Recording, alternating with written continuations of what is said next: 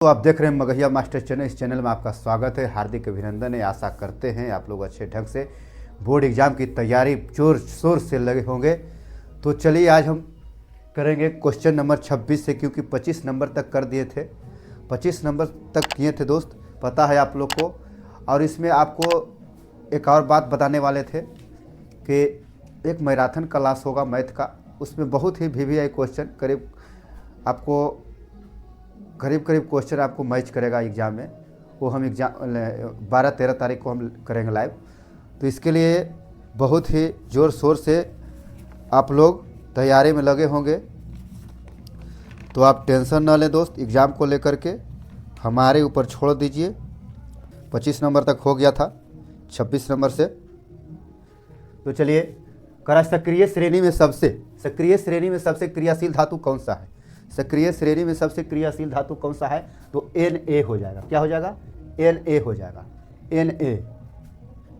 Na हो जाएगा, यानी सोडियम हो जाएगा। सक्रियता श्रेणी में सबसे क्रियाशील धातु कौन सा है? तो Na, सोडियम।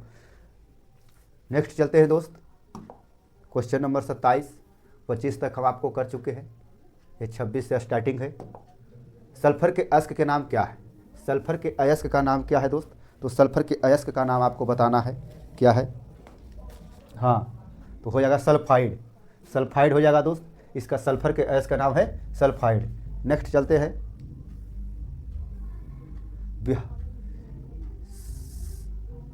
चलिए यही क्वेश्चन है दोस्त। सिनेवार किसका अयस्क है? सिनेवार किसका अयस्क है दोस्त? तो यह पारद का है, पारद का, जिसे हम लोग पारा बोलते हैं। अब पारा के बारे में जान लीजिए दोस्त। पारा एकमात्र द्रव्य धातु है, द्रव्य धातु है पारा। एल्युमिनियम के परमाणु संख्या 13 होता है, Al होता है सांकेतिक नाम। इसका अयस्क हो जाएगा बॉक्साइट, बॉक्साइट याद रखिएगा दोस्त। कैल्शियम के कैसिटेराइट हो जाएगा, इसका अयस्क हो जाएगा कैसिटेराइट, कैल्शियम का। इसका परमाणु संख्या 20 होता है और हो जाएगा सिनेवार, है ना, पारा का। जस्ता का, सॉरी दोस्त, जस्ता का परमाणु संख्या 30 होता है, परमाणु संख्या 30 होता है। कितना आपको क्लियर करना है। तो नेक्स्ट चलते हैं दोस्त, जस्ता का अयस्क क्या होगा? अभी बताए थे दोस्त, जस्ता का अयस्क क्या होगा, अभी बताए थे। हाँ, जस्ता का जिंक ब्लेंड हो जाएगा, जिंक ब्लेंड हो जाएगा दोस्त, जिंक ब्लेंड हो जाएगा। अब सिनेवार किसका है? पारा का है, पारा का है। यह एल्युमिनियम का है, एल्युमिनियम का है। चलिए नेक्स्ट चलते हैं दोस्त, क्वेश्चन नंबर 29-30। जस्ता का अयस्क, ये रिपीट हो रहा है दोस्त, ये देखिए इसका बता चुके हैं। जस्ता का ये रिपीट हो गया क्वेश्चन। नेक्स्ट चलते हैं, 29 वाला रिपीट हो चुका है। सल्फाइड अयस्क को वायु की उपस्थिति में, सल्फाइड अयस्क को वायु के उपस्थिति में अधिक ताप पर गर्म करने पर यह ऑक्साइड में परिवर्तित हो जाता है। इस प्रक्रिया को क्या कहते हैं? इस प्रक्रिया को क्या कहते हैं दोस्त? ये आपको बताना है। इसे भर्जन बोलते हैं। क्या बोलते हैं? भर्जन बोलते हैं। नेक्स्ट चलते हैं दोस्त, क्वेश्चन नंबर 31। निम्नलिखित कौन अधिक अभिक्रियाशील है? तो सबसे अधिक अभिक्रियाशील बताना है दोस्त। सबसे अधिक अभिक्रियाशील कौन सा है? तो इसमें तांबा हो जाएगा, Cu हो जाएगा, Cu हो जाएगा, तांबा। नेक्स्ट चलते हैं दोस्त,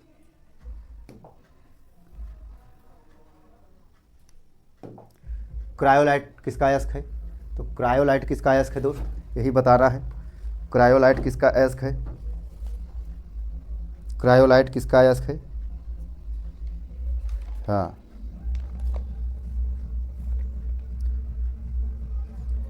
क्रायोलाइट एल्युमिनियम का है। एल्युमिनियम का होता है दोस्त बॉक्साइट, फिर हो जाता है कोरंडम,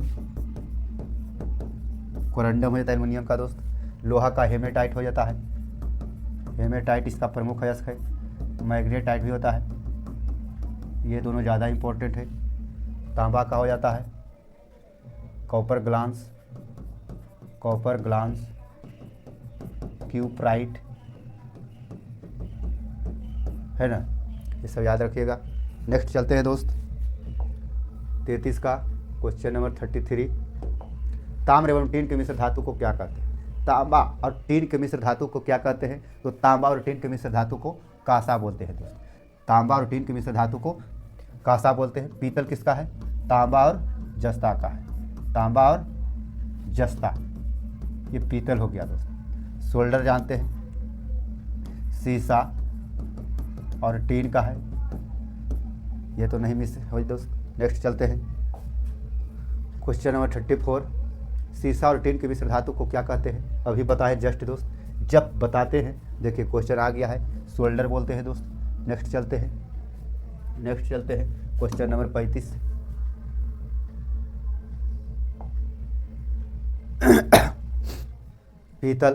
पीतल क्या है? तो पीतल मिश्र धातु है दोस्त। पीतल क्या है? तो पीतल मिश्र धातु है। पीतल क्या है? पीतल मिश्र धातु है। नेक्स्ट चलते हैं दोस्त, किसका मिश्र धातु है? अभी बताए थे, तांबा प्लस जस्ता।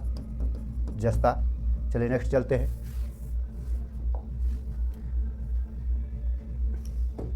इस्पात में कितना प्रतिशत कार्बन होता है? आपको बताना है इस्पात में कितना प्रतिशत कार्बन होता है। तो 2% होता है दोस्त। इस्पात में 2% कार्बन होता है। चलिए नेक्स्ट चलते हैं। आभूषण बनाने वाला सोना कितना कैरेट का होता है? तो आभूषण बनाने के लिए 22 कैरेट होता है दोस्त। शुद्ध सोना हो जाता है 24 कैरेट का। शुद्ध सोना 24 कैरेट का होता है। सोना का सांकेतिक नाम हो जाएगा AU। परमाणु संख्या हो जाएगा दोस्त, परमाणु संख्या इसका हो जाएगा 79। ये सब याद रखिएगा। नेक्स्ट चलते हैं क्वेश्चन नंबर 38। लोहा को जिंक से लेपित करने की क्रिया को क्या कहते हैं? लोहा को जंग से लेपित करने की क्रिया को गैल्वेनीकरण कहता है, जो जंग लगने से बचाता है दोस्त। गैल्वेनीकरण कहते हैं। लोहा को जिंक से लेपित करने की क्रिया को गैल्वेनीकरण कहते हैं, जिसे हम लोग जंग लगने से बचाते हैं। लोहा का परमाणु संख्या लिख देते हैं दोस्त। लोहा का परमाणु संख्या 26 होगा। लोहा का अयस्क हम बता चुके हैं, हेमेटाइट, मैग्नेटाइट है ना, ये दोनों महत्वपूर्ण है। लोहा के Fe हो जाता है दोस्त सांकेतिक नाम। नेक्स्ट चलते हैं 40 नंबर 40 नंबर चलते हैं दोस्त। चांदी के बर्तन या गहने के वायु में खुला छोड़ने पर उसको सतह पर काले धब्बे पड़ जाते हैं, जो सिल्वर सल्फाइड कहलाते हैं। अब चलिए नेक्स्ट चलते हैं। सिल्वर नाइट्रेट क्या होता है दोस्त? तो सिल्वर नाइट्रेट के बारे में बता दें। जो हम लोग मतदान करते हैं, वोट डालते हैं, तो जो नाखून पर स्याही लगाया जाता है वो क्या होता है? सिल्वर नाइट्रेट होता है दोस्त। ठीक है, तो नेक्स्ट चलते हैं। लोहे के फ्राइंग पैन के जंग से बचाने के लिए इनमें कौन सी विधि उपयुक्त है? तो जिंक की परत चढ़ा दीजिए। नेक्स्ट चलते हैं क्वेश्चन नंबर 42 दोस्त। स्टेनलेस स्टील में लोहा एवं कार्बन के अलावा अन्य कौन सी धातु होते हैं? स्टेनलेस स्टील में लोहा एवं कार्बन के अलावा और कौन सी धातु होती है? हाँ, तो निकेल और क्रोमियम होता है दोस्त। क्वेश्चन नंबर C हो जाएगा, ऑप्शन नंबर C, निकेल एवं क्रोमियम होता है। नेक्स्ट चलते हैं क्वेश्चन नंबर 43।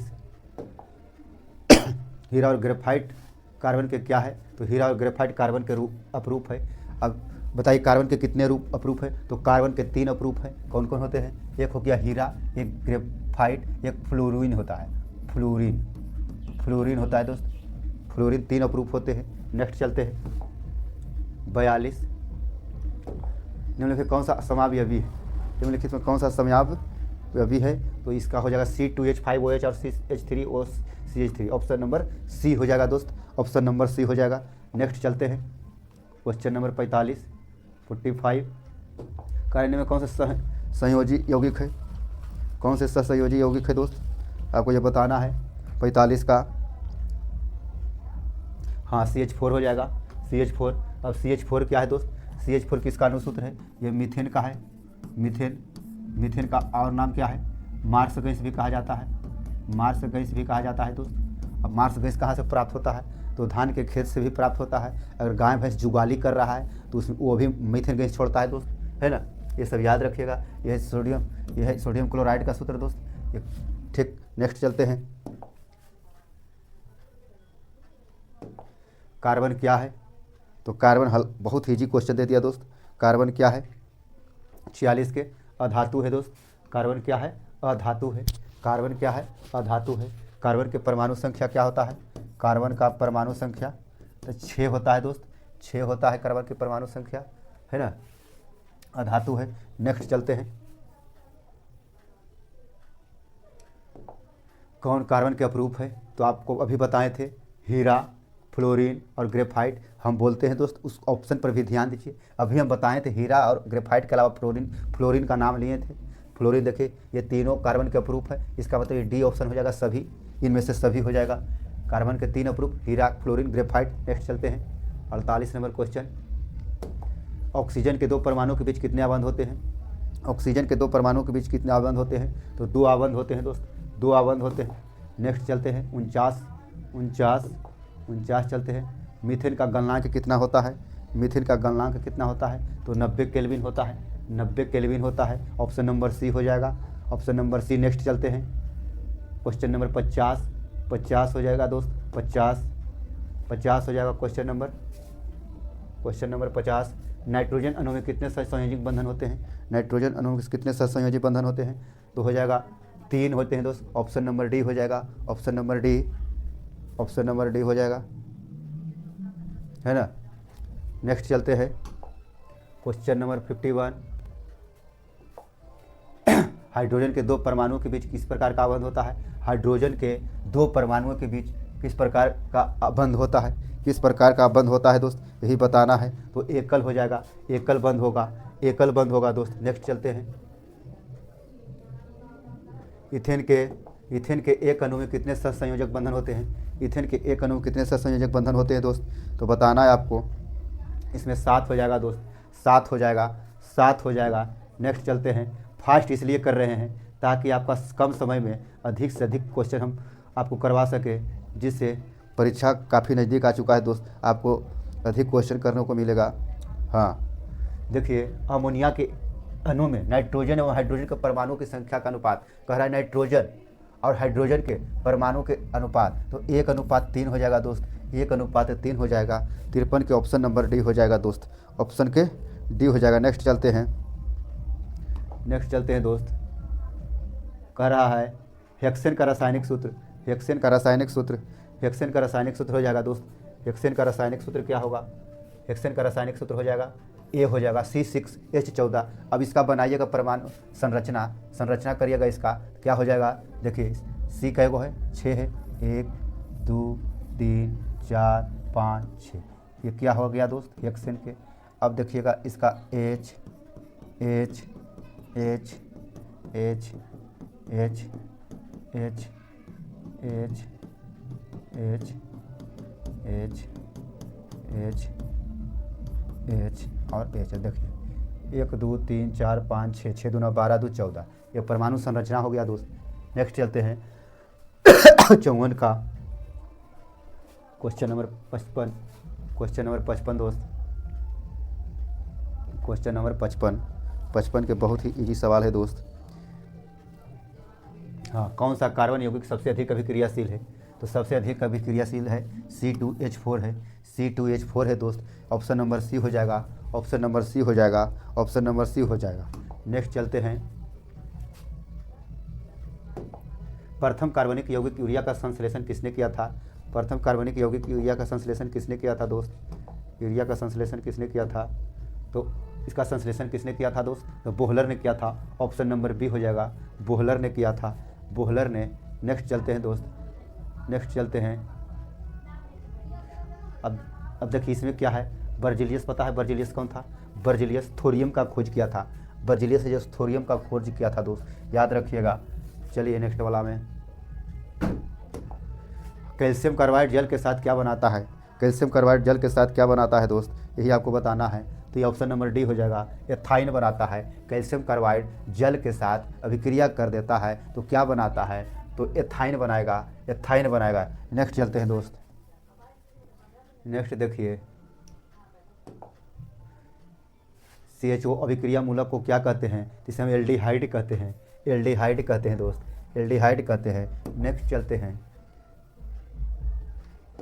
प्रोपेन की आणविक संरचना निम्न में कौन सा है, प्रोपेन का आणविक संरचना कौन सा है। क्वेश्चन नंबर 59 है दोस्त, बी हो जाएगा, ऑप्शन नंबर बी हो जाएगा। इसका रासायनिक संरचना बनाइएगा तो इस तरह से बनेगा, इस तरह से बनेगा, इस तरह से बनेगा, इस तरह से बनेगा दोस्त, 8 हो जाएगा। देखिए नेक्स्ट चलते हैं, क्वेश्चन नंबर 60, क्वेश्चन नंबर 60 है दोस्त, प्रोपेन का संरचना सूत्र अभी हम बताए हैं, अभी हम जस्ट बताएं दोस्त। अब बताइए, आप खुद मारिएगा, बताने के बाद भी अगर नहीं बता रहे हैं तो बेकार है। तो ये भी यही अभी बताए थे दोस्त, इसी तरह से हम बताए थे। देखिए हूबहू क्वेश्चन आ चुका है, हूबहू क्वेश्चन आ चुका है दोस्त, हूबहू क्वेश्चन आ चुका है। चलिए क्वेश्चन नंबर 61, क्वेश्चन नंबर 61 दोस्त, क्वेश्चन नंबर 61, क्वेश्चन नंबर 61 हो जाएगा दोस्त। निम्न में से किस हाइड्रोकार्बन के 3 आबंध होते हैं, किस हाइड्रोकार्बन के 3 आबंध होते हैं दोस्त, यही बताना है। किस हाइड्रोकार्बन के 3 आबंध होते हैं यही बताना है दोस्त, आपको यही बताना है किस का 3 आबंध होते हैं, यही आप लोग को बताना है। हाँ, ऑप्शन नंबर सी हो जाएगा, C3H4 को, C3H4 का। नेक्स्ट चलते हैं, क्वेश्चन नंबर 62 है दोस्त, हाइड्रोकार्बन कौन है, इनमें से कौन हाइड्रोकार्बन है, कौन हाइड्रोकार्बन है यही बताना है दोस्त। हाँ, C6H12O6, C6H12O6 यह क्या है दोस्त, किसका फार्मूला है, ग्लूकोज का है, ग्लूकोज का। इसी प्रकार देगा चीनी, चीनी या सुक्रोज भी कहते हैं, सुक्रोज भी कहते हैं, या अंगूर का रस भी बोल सकते हैं, अंगूर का रस। इसका जो फार्मूला होगा ये सब मिला करके इसका होगा C12H22O11 हो जाएगा दोस्त, O11 हो जाएगा। चीनी कहे, सुक्रोज कहे, अंगूर का रस कहे, ये तीनों के किसी का एक चीज़ का कहे, C12H22O11 इसका रासायनिक फार्मूला हो जाएगा दोस्त। ठीक है, नेक्स्ट चलते हैं। लेकिन इसका क्या हुआ, C6H12O6 के ग्लूकोज हो जाएगा दोस्त। नेक्स्ट चलते हैं, नेक्स्ट चलते हैं, क्वेश्चन नंबर 63, क्वेश्चन नंबर 63 इसका हो जाएगा, कार्बन और हाइड्रोजन से बने यौगिक, कार्बन और हाइड्रोजन से बने यौगिक क्या कहते हैं, को क्या कहते हैं। कार्बन और हाइड्रोजन किससे बने यौगिक, हाइड्रोकार्बन बोलते हैं दोस्त, हाइड्रोकार्बन बोला जाता है, हाइड्रोकार्बन बोला जाता है। नेक्स्ट चलते हैं, नेक्स्ट चलते हैं दोस्त, नेक्स्ट चलते हैं। देखिए निम्न में से कौन सा असंतृप्त हाइड्रोकार्बन है, कौन सा असंतृप्त हाइड्रोकार्बन है, तो C2H4, C2H4 असंतृप्त हाइड्रोकार्बन है, असंतृप्त हाइड्रोकार्बन है। नेक्स्ट चलते हैं दोस्त, 65, क्वेश्चन नंबर 65 दोस्त, मेथिल एल्कोहल, मेथिल एल्कोहल इसका सूत्र होता है CH2OH का, IUPAC नाम क्या है, IUPAC नाम क्या है दोस्त, यही आपको बताना है, यही आपको बताना है दोस्त। IUPAC नाम क्या है, IUPAC नाम क्या है, तो इसका हो जाएगा मेथेनॉल, मेथेनॉल हो जाएगा दोस्त, मेथेनॉल। नेक्स्ट चलते हैं, क्वेश्चन नंबर 66, क्वेश्चन नंबर 66 दोस्त, question number 66, propyl alcohol C8 इसका फार्मूला यही है दोस्त, का IUPAC नाम क्या है, IUPAC नाम क्या है, इसका ऑप्शन नंबर बी हो जाएगा, प्रोपेनॉल हो जाएगा, प्रोपेनॉल। यहाँ से देखिए कॉम्बिनेशन कीजिएगा मिल जाएगा, देख लीजिए। नेक्स्ट चलते हैं दोस्त, कह रहा है एसिटिलीन का IUPAC नाम क्या है, एसिटिलीन का IUPAC नाम क्या है, तो एथाइन हो जाएगा दोस्त। देख सकते हैं एसिटिलीन का ये रासायनिक सूत्र है C2H2 का IUPAC नाम क्या है, एथाइन हो जाएगा दोस्त, एथाइन हो जाएगा। नेक्स्ट चलते हैं, क्वेश्चन नंबर 68, क्वेश्चन नंबर 68 हो जाएगा दोस्त, 68 हो जाएगा, क्वेश्चन नंबर 68 हो जाएगा। देखिए डाईमिथाइल ईथर का IUPAC नाम क्या है, मिथॉक्सी मीथेन हो जाएगा, मिथॉक्सी मीथेन हो जाएगा। देखिए मिथाइल से यहाँ कॉम्बिनेशन कीजिएगा, मिथाइल से कॉम्बिनेशन कीजिएगा। नेक्स्ट चलते हैं दोस्त, ऑप्शन नंबर डी हो जाएगा, ऑप्शन नंबर डी हो जाएगा। कम समय में अधिक क्वेश्चन देना चाह रहे हैं, आप लोग के समय बहुत कम बच रहा है एग्जाम का, इसलिए हम ऐसा कर रहे हैं दोस्त। एथिल प्रोपाइल ईथर का IUPAC नाम क्या है, एथॉक्सी प्रोपेन हो जाएगा, एथॉक्सी प्रोपेन हो जाएगा, एथॉक्सी प्रोपेन हो जाएगा। ये सब क्वेश्चन VVI है, बहुत ही थोड़ा सा टफ हो गया है क्वेश्चन दोस्त, लेकिन एग्जाम लेवल का क्वेश्चन है। सामान्य सूत्र किसका है, CnH2n का यौगिक कहे जाते हैं, किसका यौगिक कहे जाते हैं, ये तो एल्किन का है दोस्त, एल्किन का है। अगर एल्किन कहे तो C2H2n-2 हो जाएगा। एल्काइन कहे दोस्त C2H2n-2, ये प्लस हो जाएगा, ये माइनस है, 2 हो जाएगा दोस्त। ये सब याद रखने वाला चीज़ है, बहुत ही VVI। इसका ऑप्शन नंबर ए हो जाएगा। नेक्स्ट चलते हैं दोस्त, नेक्स्ट चलते हैं। एल्कोहल का सामान्य सूत्र क्या होगा? एल्कोहल का सामान्य सूत्र क्या होगा दोस्त? एल्कोहल का सामान्य सूत्र क्या होगा? CnH2n+OH। इसका तो लग रहा है हमको कन्फ्यूजन कर दिया दोस्त, ये होगा नहीं, ये एल्केन का सूत्र है। एल्केन का यहाँ पूछना चाहिए एल्केन दोस्त, एल्कोहल का तो गलत है, यहाँ पूछना चाहिए एल्केन। एल्केन का सामान्य सूत्र क्या होगा? तो CnH2n+1OH है ना? नहीं सही है दोस्त, सॉरी। इसका तो एल्केन का अभी बताए थे। एल्केन का क्या होता है? C2H2n-+2 हो जाएगा, ये हो जाएगा, ये 2n+1OH। ठीक है, नेक्स्ट चलते हैं। प्रयोगशाला में संश्लेषित पहला कार्बनिक यौगिक क्या है? प्रयोगशाला में संश्लेषित पहले प्रयोग यूरिया किया गया था दोस्त, बोलहर के द्वारा बताए थे। इसके पहले यूरिया का प्रयोग किया गया था प्रयोगशाला में। नेक्स्ट चलते हैं।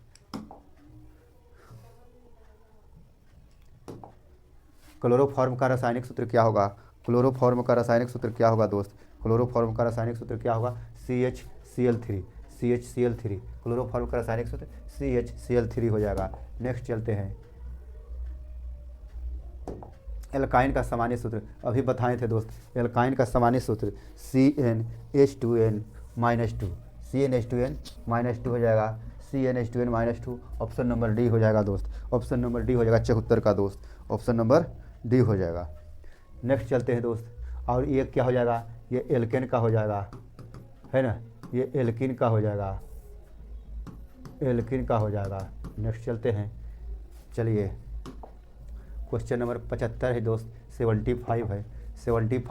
मेथनोइक अम्ल का सामान्य नाम क्या है? मेथनोइक अम्ल का सामान्य नाम क्या है दोस्त? तो इसका हो जाएगा फॉर्मिक अम्ल। अब बोलिएगा आप कि फॉर्मिक अम्ल किस में पाया जाता है? तो फॉर्मिक अम्ल दोस्त बिच्छू के डंक, बिच्छू या चींटी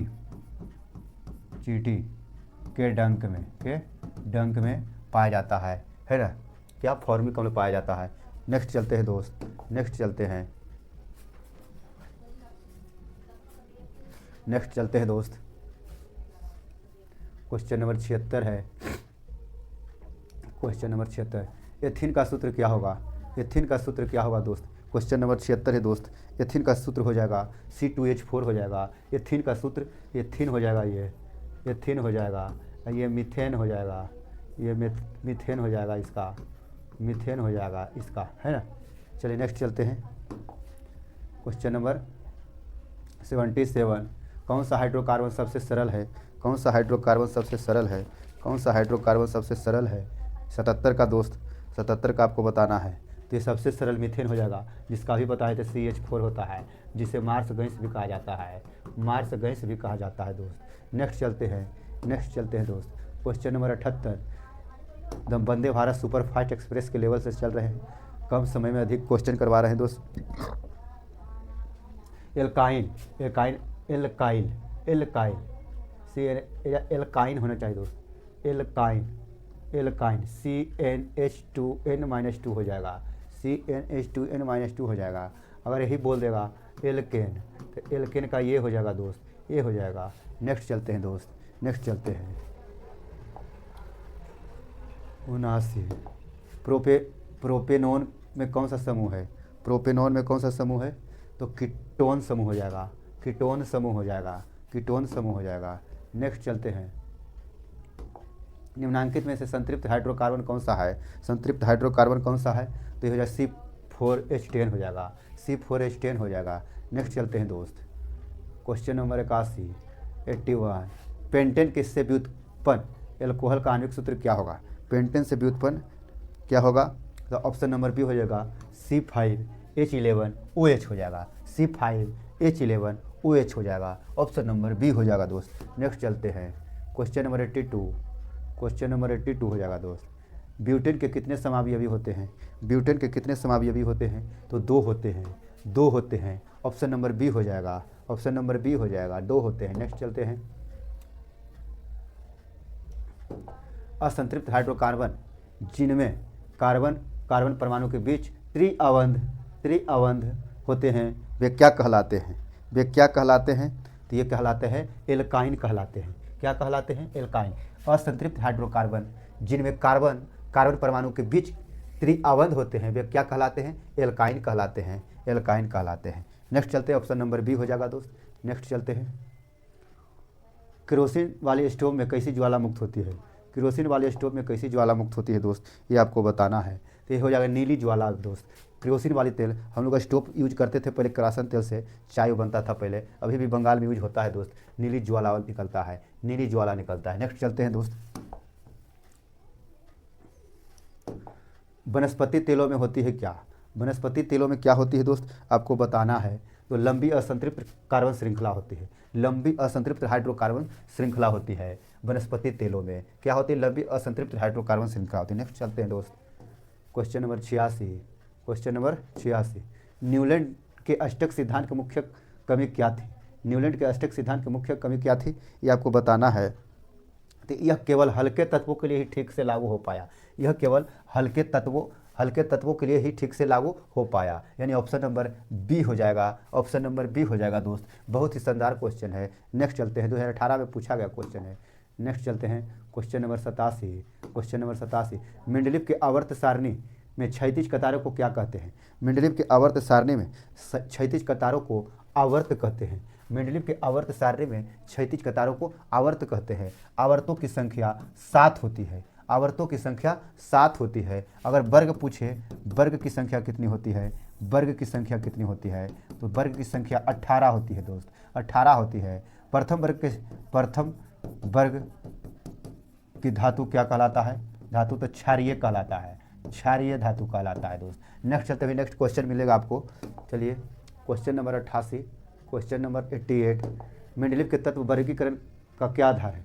मेंडलीव के तत्व वर्गीकरण का क्या आधार हुआ? तो परमाणु द्रव्यमान होगा, परमाणु द्रव्यमान होगा। मेंडलीव के तत्व वर्गीकरण का आधार क्या है? परमाणु द्रव्यमान। ये VVI क्वेश्चन पिछले साल ही पूछा गया क्वेश्चन है, इसलिए हम डाल दिए हैं। नेक्स्ट चलते हैं दोस्त, नेक्स्ट चलते हैं, आधुनिक आवर्त सारणी में बाईं से दाईं ओर जाने पर परमाणु साइज क्या होगा? परमाणु के साइज में क्या होगा दोस्त, यही आपको बताना है, यही आपको बताना है। तो यह घटता है, यह घटता है दोस्त, यह घटता है। आधुनिक आवर्त सारणी में बाईं से दाईं ओर जाने पर परमाणु साइज क्या होता है? घटता है। और बाईं से दाईं गया तो घटेगा, और दाईं से बाईं जाएगा तो बढ़ेगा दोस्त। ये कन्फ्यूजन करने वाला है, थोड़ा इसको बढ़िया से पढ़ लीजिएगा। नेक्स्ट चलते हैं, क्वेश्चन नंबर 90, 90 में पहुंच गए दोस्त। 90 में आवर्त सारणी में किसी वर्ग में ऊपर से नीचे आने पर तत्व धातुई गुण क्या होता है? तत्व के धातुई गुण क्या होता है, यही हम लोग को बताना है। तो इसका बढ़ता है दोस्त, तत्व का धातुई गुण बढ़ता है। आवर्त सारणी में किसी वर्ग में ऊपर से नीचे आने पर तत्व के धातुई गुण बढ़ता है, धातुई गुण बढ़ता है। तो ऑप्शन नंबर ए हो जाएगा। नेक्स्ट चलते हैं, ये 91 में दो वर्ग एक के तत्व क्या कहलाते हैं? अभी हम बताए थे, कुछ समय हो रहा है दोस्त, कुछ मिनट हो रहा है, तो क्षार धातुएं कहलाते हैं। वर्ग एक के तत्व क्या कहलाते हैं? क्षार धातु या क्षारीय धातु कहलाता है दोस्त। ये सब हम जो बोलते हैं थोड़ा सा उस पर भी केयर कीजिएगा, उस पर भी ध्यान दीजिएगा, ताकि आपको अच्छे ढंग से रिवीजन हो जाए। नेक्स्ट चलते हैं दोस्त, नेक्स्ट चलते हैं, द्वितीय आवर्त में तत्वों के लिए कौन सा सेल बहत्तम सेल है? कौन सा सेल बहत्तम सेल है? तो एल सेल होगा दोस्त, एल सेल होगा जो बहत्तम सेल होगा। ऑप्शन नंबर बी हो जाएगा। नेक्स्ट चलते हैं, आधुनिक आवर्त सारणी में समूहों की संख्या कितनी है? आधुनिक आवर्त सारणी में अभी ही बताए थे कुछ समय पहले, तो समूहों यानी वर्ग समूह इसी को कहते हैं, जिसे हम लोग वर्ग कहते हैं, वर्ग समूह कहते हैं दोस्त। वर्ग समूह 18 होते हैं, आवर्त 7 होते हैं, आवर्त 7 होते हैं दोस्त। नेक्स्ट चलते हैं, next 94 number, question number 94, sulphur परमाणु के बहत्तम कक्षा में इलेक्ट्रॉनों की संख्या कितनी होती है? इलेक्ट्रॉनों की संख्या कितनी होती है, ये आपको बताना है। तो सी हो जाएगा, ऑप्शन नंबर 6 हो जाएगा, सी हो जाएगा दोस्त। नेक्स्ट चलते हैं, 95, आधुनिक आवर्त सारणी में वर्ग 11 के तत्व क्या कहलाते हैं? वर्ग 11 के तत्व क्या कहलाते हैं? वर्ग 11 के तत्व क्या कहलाते हैं दोस्त? यही कहलाते हैं मुद्रा धातुएं कहलाती है। वर्ग 11 के तत्व क्या कहलाते हैं?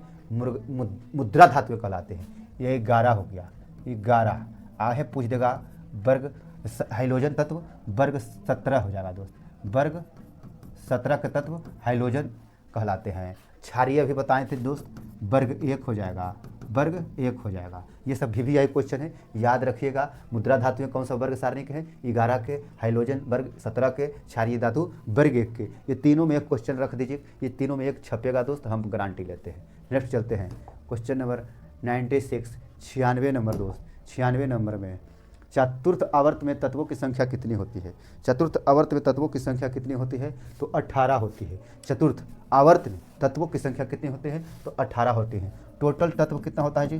टोटल तत्व होता है दोस्त 118 होता है, 118 होता है, जिसमें धातु कितना होता है? धातु 92 होता है दोस्त। कहीं कहीं 94 भी दे देता है, कहीं कहीं देखते किसी किसी गैस पेपर में दोस्त, है ना। और अब जो बच गया अधातु हो जाएगा दोस्त। नेक्स्ट चलते हैं आधुनिक आवर्त सारणी के षष्ठम आवर्त तत्वों की संख्या कितनी है? षष्ठम आवर्त में तत्वों की संख्या कितनी है, यही बताना है। तो 32 हो जाएगा दोस्त, 32 हो जाएगा। आधुनिक आवर्त सारणी के षष्ठम आवर्त में तत्वों की संख्या कितनी होती है? तो 32 हो जाएगा दोस्त, 32 हो जाएगा। नेक्स्ट चलते हैं क्वेश्चन नंबर 98 दोस्त। 98 आधुनिक आवर्त सारणी बटी है, कितने ब्लॉक में बटी है यही आपको बताना है। कितने बटी है? तो 4 ब्लॉक में बटी है। क्या? 4 ब्लॉक में। आपको ब्लॉक तो पता होगा दोस्त, आप ब्लॉक पढ़े होंगे, आपको पता है ब्लॉक कौन कौन होता है। SPDF, एस ब्लॉक हो गया, S block, P block, D block और F ब्लॉक जो सबसे नीचे होता है दोस्त। ये 4 ब्लॉक में बांटा गया है आवर्त सारणी को। S block, P block, D block, F block में बांटा गया है। नेक्स्ट चलते हैं दोस्त क्वेश्चन नंबर 99। एक PM यानी 1 पिकोमीटर बराबर क्या हो जाएगा? 1 पिकोमीटर बराबर क्या हो जाएगा? 1 पिकोमीटर बराबर क्या हो जाएगा? 10 पर पावर -12 मीटर। 10 पर पावर -12 मीटर हो जाएगा दोस्त, यही हो जाएगा। नेक्स्ट चलते ऑप्शन नंबर ए होगा क्वेश्चन नंबर 100 यानी 100। हम लोग शतक के करीब पहुंच गए दोस्त, शतक के करीब पहुंच गए। अक्रिय तत्व कौन है? अक्रिय तत्व कौन है दोस्त? अक्रिय तत्व कौन है? हाँ, तो इसमें ऑप्शन नंबर बी हो जाएगा हीलियम। हाँ, हीलियम हो जाएगा दोस्त, हीलियम। इसका नियॉन भी हो जाता है, नियॉन भी होता है दोस्त, नियॉन भी होता है। हीलियम नियॉन, क्रिप्टॉन भी होता है, क्रिप्टॉन भी होता है, रेडॉन भी होता है, रेडॉन सबसे भारी गैस भी होता है दोस्त, रेडॉन भी होता है। हाँ, और क्या होता है? आर्गन होता है, आर्गन होता है, नियॉन होता है, नियॉन होता है दोस्त। ये सब क्या है? अक्रिय गैस है। क्या है? अक्रिय गैस है दोस्त। ये सब क्या है? अक्रिय गैस है। पूछ देगा अक्रिय गैस इसमें कौन सा है? तो हीलियम हो जाएगा। कौन कौन है? नियॉन, नियॉन 2 बार लिखा गया है, तो नियॉन तो 1 बार हटाइए यहाँ। नियॉन, क्रिप्टॉन, रेडॉन और आर्गन, एक हीलियम हो गया दोस्त। ये सब अक्रिय गैस है, अक्रिय गैस है। नेक्स्ट चलते हैं दोस्त। और आपके सामने दोस्त हम एक और मैट्रिक पास होने का टिप्स लेकर आएंगे। मात्र 10 से 15 मिनट का टिप्स रहेगा, वो 15 मिनट का वीडियो देखिएगा, आपका काफ़ी हेल्प मिलेगा मैट्रिक पास होने का टिप्स। बस सरस्वती पूजा के दिन ही हम आप लोग का अपलोड करेंगे, वो बस पूजा के उपलक्ष्य में हम ये टिप्स देंगे और आपको उसको ध्यान से देखना है, किस तरह से कैसे हम पास करेंगे, कैसे हम मतलब कि लास्ट में कैसा हम दिमाग लड़ाएँ, क्या हम सोचें, क्या पढ़ें, कम समय में अच्छे मार्क्स से हम पास करें। अगर कोई बच्चा पहले नहीं ध्यान दिया है, अगर अभी भी सोचता है कि हम 10 दिन में मैट्रिक फर्स्ट डिवीज़न पास हो जाएं, अच्छे नंबर से पास हो जाएं, तो वो टिप्स मेरा देख लीजिएगा। वो टिप्स देखने से काफ़ी हेल्पफुल मिलेगा आपको दोस्तों, बहुत ही काफ़ी ज़्यादा आपको मदद मिलेगा। तो आप इस चैनल पर अभी नए हैं तो चैनल को सब्सक्राइब कीजिए, लाइक कीजिए और घंटी दबाएं और शेयर जरूर करें दोस्त, अपने दोस्तों को शेयर करें, ताकि और इससे हम अच्छे से अच्छे वीडियो आपके सामने हम लेकर आएंगे। जब ये सेशन खत्म हो जाएगा, मैट्रिक का एग्जाम पड़ जाएगा, तो 9th और 10th का एकदम फर्स्ट चैप्टर से चैप्टर बाय चैप्टर स्टार्ट करेंगे दोस्त। हर चैप्टर का हर लेवल, सब्जेक्टिव, ऑब्जेक्टिव सब लेकर आएंगे, नोट्स सहित लेकर आएंगे दोस्त। सिर्फ बने रहिए इस चैनल पर। अब क्वेश्चन नंबर 101 में चलते हैं। चलिए, वर्ग 2 के तत्व क्या कहे जाते हैं? वर्ग 2 के तत्व क्या कहे जाते हैं दोस्त? वर्ग 2 के तत्व क्या कहे जाते हैं यही बताना है। तो वर्ग 2 के तत्व क्या कहे जाते हैं? 101 नंबर में तो क्षारीय मृदा धातु कहलाती है, क्षारीय मृदा धातु। अगर वर्ग 1 बोले तो क्षारीय धातु, वर्ग 2 बोले तो क्षारीय मृदा धातु है, क्षारीय मृदा धातु है। नेक्स्ट चलते हैं 102 नंबर, 102 नंबर क्वेश्चन। क्लोरीन के परमाणु के 72 कक्षा में इलेक्ट्रॉनों की संख्या कितनी होती है? क्लोरीन के 72 कक्षा में इलेक्ट्रॉनों की संख्या कितनी होती है? तो 7 होती है दोस्त, 7 होती है। नेक्स्ट चलते हैं दोस्त 103 नंबर दोस्त। चलिए, आवर्त सारणी के शून्य समूह का तत्व क्या कहलाते हैं? शून्य समूह का तत्व क्या कहलाते हैं? तो ये है हीलियम। इसमें हीलियम है जो शून्य समूह का तत्व है, ये शून्य समूह का तत्व है। शून्य समूह का तत्व है क्या? हीलियम दोस्त, हीलियम। नेक्स्ट चलते हैं 104 नंबर में। 104 नंबर में दोस्त अभी तक ज्ञात तत्वों की संख्या कितनी है? अभी हम बताए थे, अभी तक ज्ञात तत्वों की संख्या 118 है दोस्त। अभी हम इसके पहले ही बताए थे, इसलिए जो बोलते हैं उसको भी ध्यान से सुना कीजिए। हम कुछ आंसर ऑप्शन के साथ ही देखते ही बताते हैं और बाद में क्वेश्चन के रूप में मिल जाता है। नेक्स्ट चलते हैं 105 नंबर क्वेश्चन है दोस्त। 105 नंबर में कौन सा समीकरण असंतुलित है? कौन सा समीकरण असंतुलित है, इसको देखना है दोस्त। तो Fe+Cl2 + FeCl2 option number A हो जाएगा। ऑप्शन नंबर ए हो जाएगा। धर के एकदम छाप देना है दोस्त, दिमाग में बैठा लीजिए और इसको एग्जाम में छाप देना है। एकदम सेम बाई सेम लिख देना है दोस्त। सिर्फ अपने दिमाग में कॉपी कर लीजिए, बस वहाँ आपको पेस्ट करने का रहेगा दोस्त, बस पेस्ट करने का रहेगा बस। 2Mg + O2 से अभिक्रिया कर 2MgO या रासायनिक समीकरण किस प्रकार का है? तो संतुलित रासायनिक समीकरण है दोस्त, संतुलित रासायनिक समीकरण है। 106 के बी हो जाएगा। नेक्स्ट चलते हैं 107 नंबर दोस्त। 107 नंबर दोस्त, 107 नंबर क्वेश्चन देखना है। जब किसी अभिक्रिया के समय किसी पदार्थ में ऑक्सीजन की वृद्धि होती है तो निम्नलिखित में क्या कहा जाता है? तो उपचयन कहलाता है, उपचयन कहलाता है। आपको पूछ देगा उपचयन से रिलेटिव एक क्वेश्चन कि भोजन का पचना कैसी अभिक्रिया है? तो उपचयन अभिक्रिया है। क्या है? भोजन का पचना, ये VVI क्वेश्चन, भोजन का पचना ये क्या है? उपचयन अभिक्रिया है, उपचयन अभिक्रिया है दोस्त। ये सब ध्यान रखिएगा, ये VVI मस्ट क्वेश्चन है। नेक्स्ट चलते हैं 108 नंबर क्वेश्चन दोस्त। 108 नंबर में हम लोग पहुंच गए हैं। बस 10-5 मिनट का और खेल है, सिर्फ 10-5 मिनट का खेल है दोस्त।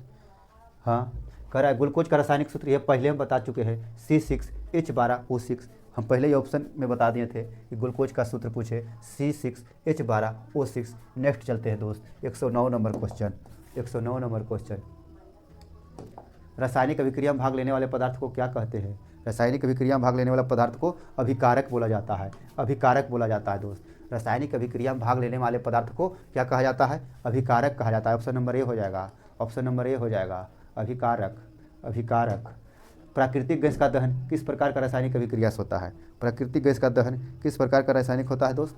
तो ऊष्माक्षेपी अभिक्रिया होता है, ऊष्माक्षेपी अभिक्रिया होता है। प्राकृतिक गैस का दहन किस प्रकार का रासायनिक अभिक्रिया है? तो प्राकृतिक गैस का दहन ऊष्माक्षेपी अभिक्रिया है, ऊष्माक्षेपी अभिक्रिया है। ऑप्शन नंबर सी हो जाएगा। 111 क्वेश्चन नंबर है दोस्त। श्वसन किस प्रकार की रासायनिक अभिक्रिया है? तो श्वसन भी ऊष्माक्षेपी अभिक्रिया है दोस्त। श्वसन किस प्रकार का रासायनिक अभिक्रिया है? ऊष्माक्षेपी रासायनिक अभिक्रिया है। आइए बताए थे भोजन का पचना वाला उपचयन अभिक्रिया है, भोजन का पचना है ना। नेक्स्ट चलते हैं दोस्त क्वेश्चन नंबर 112। क्वेश्चन नंबर 112 है दोस्त। 112, साग सब्जियों का विघटित होकर कंपोस्ट बनना किस प्रकार की अभिक्रिया है? साग सब्जियों का विघटित होकर कंपोस्ट बनना किस प्रकार की अभिक्रिया है? तो ये भी ऊष्माक्षेपी अभिक्रिया हो जाएगा दोस्त, ऊष्माक्षेपी अभिक्रिया हो जाएगा, ऊष्माक्षेपी अभिक्रिया हो जाएगा, ऊष्माक्षेपी अभिक्रिया हो जाएगा दोस्त। हाँ, ऊष्माशोषी हो जाएगा दोस्त, ऊष्माशोषी हो जाएगा। क्या हो जाएगा? ऊष्माशोषी हो जाएगा। नहीं ठीक है, ऊष्माक्षेपी ही हो जाएगा। 112 का भी सही है, ऊष्माक्षेपी हो जाएगा। साग सब्जियों का विघटित होकर कंपोस्ट बना ऊष्माक्षेपी हो जाएगा। नेक्स्ट चलते हैं 113 नंबर। 113 नंबर चलते हैं दोस्त। 113 नंबर हाँ, AgCl सूर्य का प्रकाश 2Ag + 2Cl2 सूर्य के प्रकाश में रासायनिक अभिक्रिया किस प्रकार का है? तो ये भी ऊष्माक्षेपी अभिक्रिया दोस्त, ऊष्माक्षेपी अभिक्रिया है, ऊष्माक्षेपी अभिक्रिया दोस्त। ऊष्माक्षेपी अभिक्रिया 113 नंबर का भी वही जवाब हो जाएगा। ऑप्शन नंबर बी हो जाएगा। 114 नंबर दोस्त। 114, जिन अभिक्रियाओं में ऊर्जा अवशोषित होता है उन्हें क्या कहे जाते हैं? जिन अभिक्रियाओं में ऊर्जा अवशोषित होता है उसे क्या कहते हैं? तो ऊष्माक्षेपी अभिक्रिया कहा जाते हैं। माने कि जब भी अभी तक चल रहे हैं ऊष्माक्षेपी अभिक्रिया में, देख लीजिए ऊष्माक्षेपी अभिक्रिया से कितना क्वेश्चन बनता है, देख लीजिए कि ऊष्माक्षेपी अभिक्रिया से कितना है। हर क्वेश्चन में कुछ न कुछ जादू है दोस्त, इसलिए हर क्वेश्चन को ऊष्माक्षेपी से रिलेटिव एक क्वेश्चन देगा, इसको आप अच्छे ढंग से पढ़ लीजिएगा। ऊष्माक्षेपी अभिक्रिया, जिन अभिक्रियाओं में ऊर्जा अवशोषित होती है उन्हें क्या कहता है? ऊष्माक्षेपी अभिक्रिया। नेक्स्ट चलते हैं, ऑप्शन नंबर सी हो जाएगा। क्वेश्चन नंबर 115, क्वेश्चन नंबर 115, वे अभिक्रियाएं जिनमें विकारक के बीच आयनों का आदान प्रदान होता है क्या कहलाता है? आयनों का आदान प्रदान होता है द्विविस्थापन अभिक्रिया कहलाता है, द्विविस्थापन अभिक्रिया कहलाता है। ऑप्शन नंबर सी हो जाएगा, ऑप्शन नंबर सी हो जाएगा। नेक्स्ट चलते हैं क्वेश्चन नंबर 16, क्वेश्चन नंबर 16, वैसी रासायनिक अभिक्रियाएं जो एक ही दिशा में अग्रसर होती है उसे क्या कहे जाते हैं? जो एक ही दिशा में अग्रसर होती है उन्हें क्या कहे जाते हैं? अनुत्क्रमणीय, अनुत्क्रमणीय कहे जाते हैं, अनुत्क्रमणीय कहे जाते हैं, अनुत्क्रमणीय कहे जाते हैं। नेक्स्ट चलते हैं दोस्त, क्वेश्चन नंबर 117, जिस अभिक्रिया में अवक्षेपण का निर्माण होता है उस अभिक्रिया को क्या कहा जाता है? क्या कहा जाता है दोस्त? तो अवक्षेपण कहा जाता है। ऑप्शन नंबर बी हो जाएगा, अवक्षेपण अभिक्रिया कहे जाते हैं। ऑप्शन नंबर बी हो जाएगा। 118 में चलते हैं दोस्त, 118 में रैपिड फास्ट में चल रहे हैं दोस्त, कम समय में अधिक क्वेश्चन करने का प्रयास कर रहे हैं। अब आप लोग इसे पढ़िए क्योंकि समय बहुत कम है। मस्ट VVI क्वेश्चन को ले दोस्त, देखते रहिए। लेड नाइट्रेट चूर्ण को एक प्रखनली में लेकर गर्म करने पर भूरे रंग का धुआं उत्सर्जित होता है। यह धुआं नाइट्रोजन डाइऑक्साइड का है, नाइट्रोजन डाइऑक्साइड का यह धुआं है। ऑप्शन नंबर बी हो जाएगा, ऑप्शन नंबर बी हो जाएगा। क्वेश्चन नंबर 119, क्वेश्चन नंबर 119, दानेदार जस्ता पर तनु सल्फ्यूरिक अम्ल डालने पर कौन सा गैस निकलता है? तनु सल्फ्यूरिक अम्ल डालने पर कौन सा गैस निकलता है? तो इसका ऑप्शन नंबर हाइड्रोजन गैस निकलता है दोस्त। दानेदार जस्ता पर तनु सल्फ्यूरिक अम्ल डालने पर कौन सा गैस उत्सर्जित होता है? तो हाइड्रोजन गैस होगा दोस्त, हाइड्रोजन गैस होगा। नेक्स्ट चलते हैं दोस्त, next question number 120, question number 120 चलते हैं। क्वेश्चन नंबर 120, मैग्नीशियम रिबन के दहन होने पर किस प्रकृति का लौह का उत्सर्जित होता है? किस प्रकृति लौह का उत्सर्जित होता है? तो श्वेत चमकदार, श्वेत चमकदार होता है दोस्त। ऑप्शन नंबर सी हो जाएगा, ऑप्शन नंबर सी हो जाएगा, ऑप्शन नंबर सी हो जाएगा दोस्त, है ना। लेड नाइट्रेट तथा पोटेशियम आयोडाइड के विलयन को मिलाने पर अवक्षेपण बनता है। इस अवक्षेपण का रंग कैसा होता है? इस अवक्षेपण का रंग कैसा होता है यही आपको बताना है। तो पीला हो जाएगा, पीला हो जाएगा दोस्त, पीला हो जाएगा, पीला हो जाएगा। ऑप्शन नंबर डी हो जाएगा, पीला हो जाएगा। चलिए नेक्स्ट चलते हैं 122, 122, अंगूर का किण्वन करना ये क्या है? किण्वन करना क्या है दोस्त, यही बताना है। तो यह रासायनिक परिवर्तन है, रासायनिक परिवर्तन है। अंगूर का रस पूछे थे, अंगूर में कौन सा अम्ल पाया जाता है? अंगूर में कौन सा अम्ल पाया जाता है? कौन सा अम्ल पाया जाता है? तो ये हो जाएगा टार्टेरिक अम्ल, टार्टेरिक अम्ल, टार्टेरिक अम्ल। ये इमली में भी पाया जाता है दोस्त, इमली में भी पाया जाता है, इमली में भी यही पाया जाता है। अंगूर का रस का रासायनिक सूत्र C12H22O11 हो जाएगा दोस्त, C12H22O11 हो जाएगा अंगूर के रस का pH अथी रासायनिक सूत्र। नेक्स्ट चलते हैं, CNG कौन कौन अवयव है? CNG के कौन कौन से अवयव हैं? CNG के कौन कौन से अवयव हैं? हाँ यही बताना है। तो सभी हो जाएगा, मीथेन, इथेन, प्रोपेन। CNG का हो जाता है कंप्रेस्ड नेचुरल गैस। CNG का पूरा नाम आपका क्वेश्चन एग्जाम में देता है, CNG का पूरा नाम क्या होगा? Compressed natural gas, compressed natural gas, compressed natural gas. कौन कौन से अवयव है? मीथेन है, इथेन है, प्रोपेन है, एक ब्यूटेन भी होता है दोस्त, ब्यूटेन भी होता है। नेक्स्ट चलते हैं 124, 124, LPG के मुख्य घटक क्या है? LPG के मुख्य घटक कौन कौन है? LPG के मुख्य घटक कौन कौन है तो बताना है। हाँ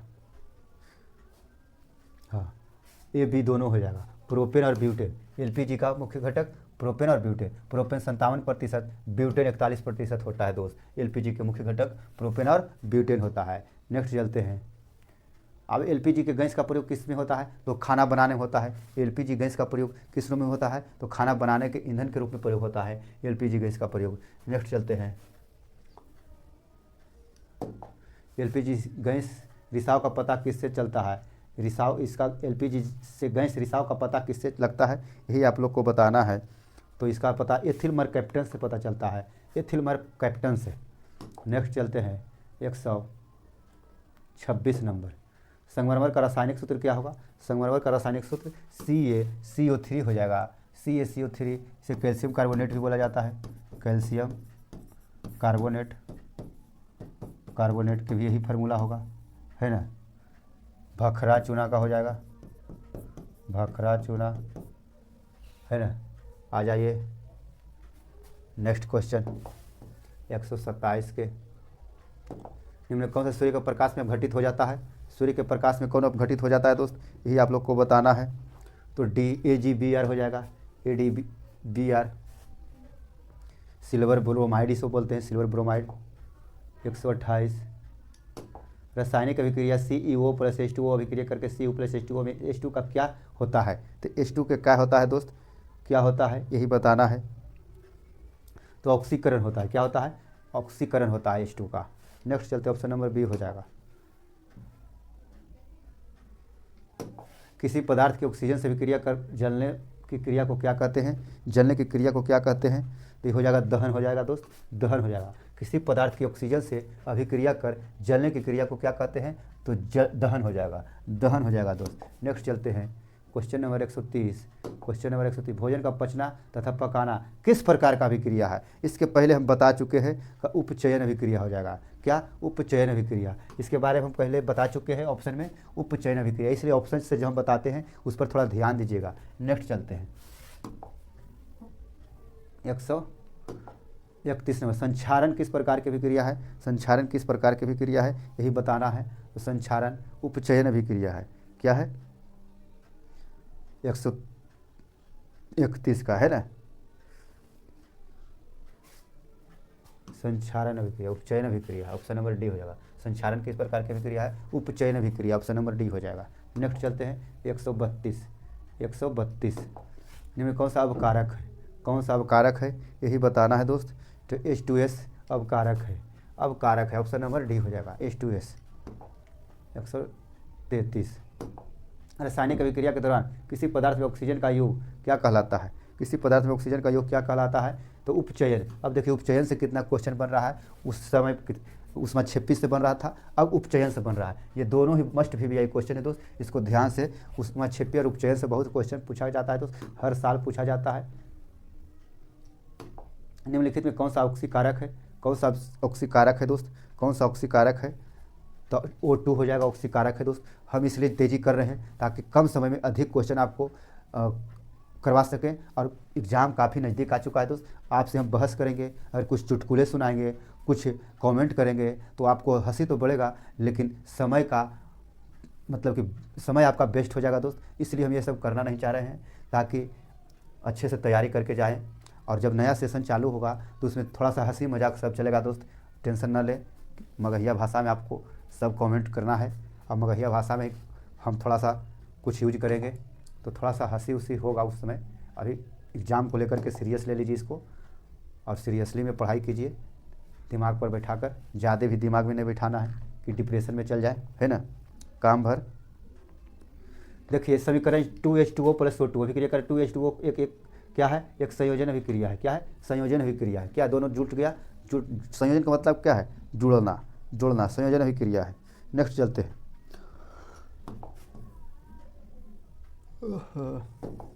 अधात्विक ऑक्साइड को क्या कहते हैं? अधात्विक ऑक्साइड को उभयधर्मी ऑक्साइड कहते हैं। अधात्विक ऑक्साइड को क्या कहते हैं? उभयधर्मी ऑक्साइड कहते हैं। अधात्विक ऑक्साइड को क्या कहते हैं? उभयधर्मी ऑक्साइड कहते हैं। उभयधर्मी ऑक्साइड कहते हैं दोस्त। नेक्स्ट चलते हैं निम्नलिखित कौन से गैस चूने के पानी को दूधिया कर देता है? कौन सा गैस है जो चूने के पानी को दूधिया कर देता है? ये ध्यान देना है दोस्त। चूने के पानी को दूधिया कौन करता है? ये ध्यान देना है। चूने के पानी को कौन दूधिया करता है? हाँ, तो SO2 करता है दोस्त। SO2 करता है, सल्फर डाइऑक्साइड, जो चूने के पानी को दूधिया कर देता है। नेक्स्ट चलते हैं। बस अभी पढ़ाई कीजिए, मजाक कम कीजिए। हमको भी लग रहा है कि 5 मिनट रुक करके हम आपसे बहस करें, लेकिन ये सब बहस करने का समय नहीं दोस्त। 8 से 10 दिन परीक्षा का टाइम बच रहा है, जोर शोर से तैयारी में लगिए। टार्टेरिक अम्ल किस प्रकार का अम्ल है? टार्टेरिक अम्ल किस प्रकार का अम्ल है? तो ये एक कार्बनिक अम्ल है दोस्त, यह एक कार्बनिक अम्ल है। टार्टेरिक अम्ल किस प्रकार का अम्ल है? कार्बनिक अम्ल है। यह भी बताए थे कि टार्टेरिक अम्ल किस में पाया जाता है? इमली में भी पाया जाता है, और अंगूर में भी पाया जाता है दोस्त। अंगूर में रस। नींबू के रस में क्या अम्ल पाया जाता है? नींबू के रस में साइट्रिक अम्ल पाया जाता है दोस्त। साइट्रिक अम्ल पाया जाता है, साइट्रिक अम्ल। दही में कौन सा अम्ल पाया जाता है? तो दही में लैक्टिक अम्ल पाया जाता है, लैक्टिक अम्ल पाया जाता है, लैक्टिक अम्ल पाया जाता है। और इसमें क्या होता है? संतरा में क्या पाया जाता है? संतरा में एसिटिक अम्ल पाया जाता है, एसिटिक अम्ल पाया जाता है, एसिटिक अम्ल। तो ये सब ध्यान रखिएगा दोस्त, VVI क्वेश्चन आपको लड़ेगा। 139 के देख लीजिए, 1 लीटर शुद्ध जल में हाइड्रोजन आयन की मात्रा कितनी होती है? 1 लीटर शुद्ध जल में हाइड्रोजन आयन की मात्रा कितनी होती है? तो इसका 10⁻⁻1 मोल, 10⁻⁻1 मोल होता है। नेक्स्ट चलते हैं दोस्त, 140 का अम्ल का pH मान क्या होता है? हम आपको पहले भी क्लास में बता चुके थे कि अम्ल का pH मान 7 से कम होता है। क्या होता है? 7 से कम होता है। 7 से अधिक को क्या कहते हैं? क्षार। इस 7 के बराबर जो रहता है उसे उदासीन बोला जाता है, उदासीन बोला जाता है। सबसे अधिक क्षारीय धातु pH मान किसका होता है? तो 14 तक होता है। 14 जो सबसे अधिक क्षारीय होता है। चलिए नेक्स्ट चलते हैं, ये ध्यान में रखिएगा। 141 नंबर, 141, बस 5 मिनट के खेल है दोस्त। धोने का सोडा का रासायनिक सूत्र बताना है दोस्त। हाँ, तो Na2CO3 into 10H2, Na2CO3 into 10H2, Na2CO3 into 10H2O। ये ध्यान में रखिएगा, बहुत VVI क्वेश्चन है। नेक्स्ट चलते हैं, मधुमक्खी का डंक एवं अम्ल छोड़ता है, जिसके कारण दर्द एवं जलन का अनुभव होता है। उसे क्या कहते हैं? आपको हम पहले बता चुके हैं दोस्त। ये क्वेश्चन बहुत ही शानदार है। ये मेथोनिक अम्ल होगा, जिसे हम लोग फॉर्मिक अम्ल भी बोलते हैं। मधुमक्खी का डंक एवं एक अम्ल छोड़ता है जिसके कारण दर्द एवं जलन का अनुभव होता है, उसे मेथेनोइक अम्ल कहा जाता है, मेथेनोइक अम्ल कहा जाता है। नेक्स्ट चलते हैं, 143 में निम्नलिखित में pH का कौन सा क्षारक विलयन का मान देता है? कौन सा क्षारक विलयन का मान देता है? तो ये देता है 13, यानी D हो जाएगा।